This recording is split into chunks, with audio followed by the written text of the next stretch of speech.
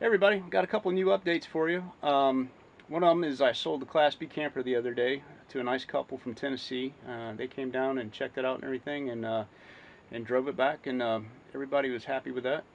Another thing is my wife has changed her feelings about the box camper van, so here she is. I really don't have much choice since he sold the other camper van. Actually, I'm really excited about the box camper van, especially seeing how it's coming out. I think it looks great. I've planned some trips for it already, so he's got to get ready by October, and then we have a trip in March, so I'm ready to go. There's only one thing I'm not happy about, and that is the floors. And I also have something to prove my case. Watch this video. And if you can tell in this video, we are in a parking garage in Orlando. So yes, folks, we have the floors that come in the elevator of a parking garage. So that's the only thing I'm not happy with. Everything else is great, and I'm ready to go. So you ready? And say. So everybody, this is good news. So I think everybody's happy right now. Hey everybody, just make a little short video here. I've come to the conclusion that solar powered AC is not really possible, at least not without a ton of resources, and not like I want to run it. I wanted to be able to, stay off grid and be able to be self-sufficient with air conditioning and stuff like that, and I don't think it's really possible with even though I've got this is like the smallest air conditioning unit you can buy for a window unit, and it's very efficient. It's 11 EER or SEER. It's around 11, which is one of the more efficient air conditioners that are out there. It's also one of the lowest wattage. I think it comes in at 440 watts and 4.1 amps. I think that's what it is. Let me check, make sure I'm not telling you something wrong here. Okay, 440 watts and 4.1 amps. So that's pretty low requirements. The thing is if you want to run this day and night, which it practically has to, just to keep it around 78 degrees in here, which I think 78 is pretty comfortable because it removes humidity out of the air and everything. You need a ton of batteries, and you need a lot of solar panels. I'm about to go through the math on that, and hopefully it makes sense, and hopefully I got the figures right and everything, but you put it on paper and it just doesn't quite make sense. So anyway, let me show you what I came up with.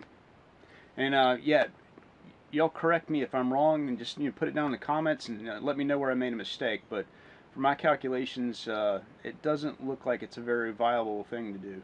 So I am going to put solar on here, but it's just going to be to charge the batteries, and probably not to run the solar. Right now I've got enough battery power probably to run the air conditioning for like maybe 2 hours, and after 2 hours they'll be like 50% drained, and you're not supposed to go below that. So maybe in an emergency or something like that, but to be able to use it and go off grid and just run your air and like I'd like to, once you put it on paper, it just doesn't make sense, and I'll show you why.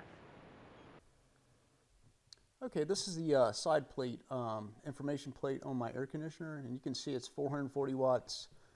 It's 11.0 SEER, and uses 115 volts. That's a standard plug, and 4.1 amps. So let me familiarize you with this little wattage calculation. Volts times amps equals watts. Using the information from my air conditioner, that would equal 115 volts times 4.1 amps. Should equal around 440 watts. But for some reason, the actual calculation comes out to 471.5 watts. But that's close enough for our example. In the test with my meter, you'll actually see the amps jump up to about 45 amps. As you can see in this example, it's at 45 amps. That's pretty good average. And then the wattage is about 576. I think this has to do with the cost of the inverter converting from DC to AC voltage. Now the reason the amps are so high is because this is taken in a reading where the voltage is measured at 12 volts instead of 115. So if you use that formula, you'll see that the conversion is inverse related to how you change the voltage.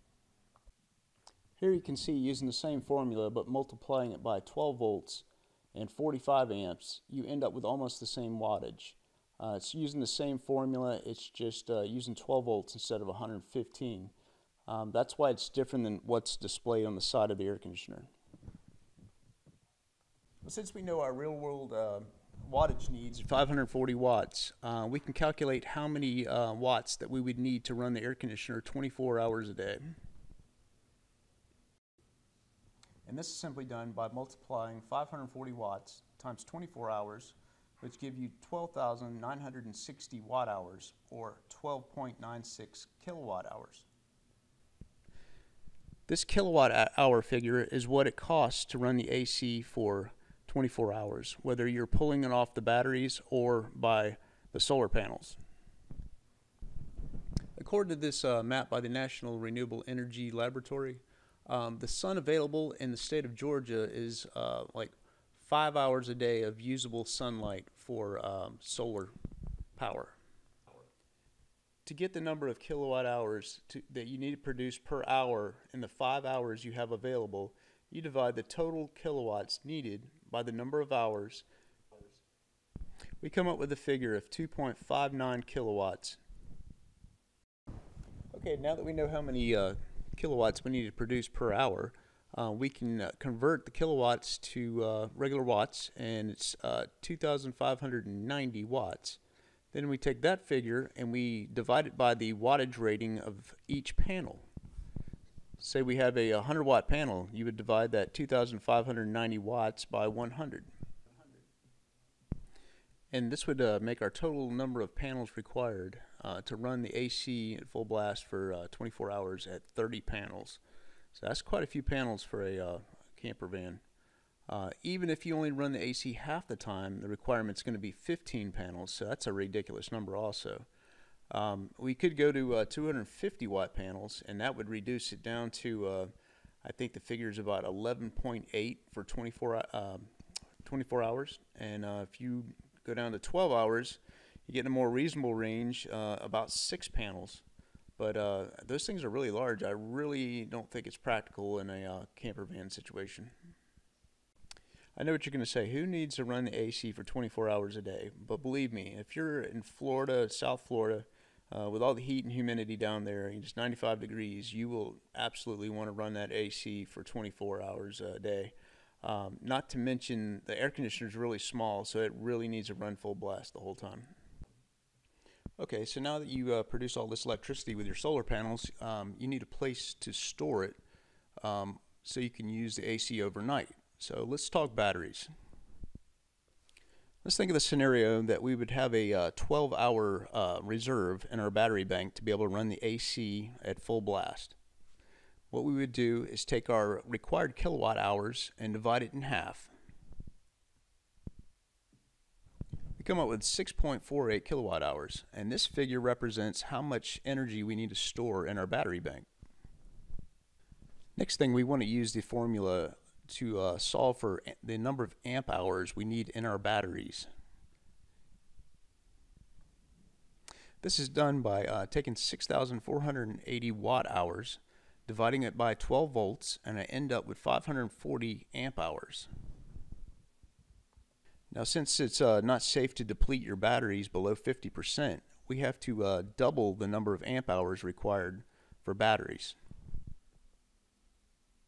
Assuming that we're using 100 amp hour batteries, we simply take our figure 1080 amp hours and divide it by 100, and we end up with a figure of 10.8, or 11 batteries rounded up. And here we are again with a ridiculous figure for 12 hours of AC use on batteries alone.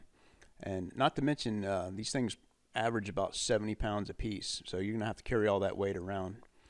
So I'm coming to the conclusion this is not feasible.